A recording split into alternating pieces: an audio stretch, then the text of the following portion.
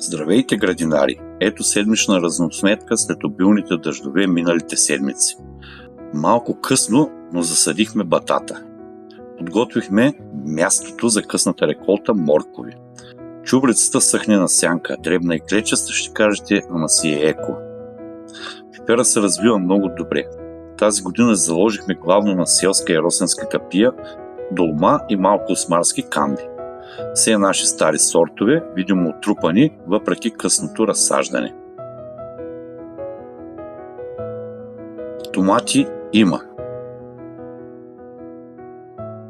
Китки има. Цветове има. Тази година явно е годината на типичките. Берем и ядем.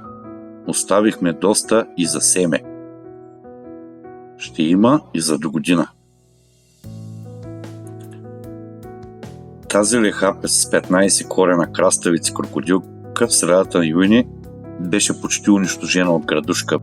Въпреки това се възстанови и продължава да дава плод и да цъфти. За първа година пробваме Long Purple патладжан и не сме очаровани. И не го перна градушката, но за разлика от краставиците, тук-там има плод и цвят. Явно не му намерихме мястото. Благодарим ви за отделеното време и ви желаем богата реколта.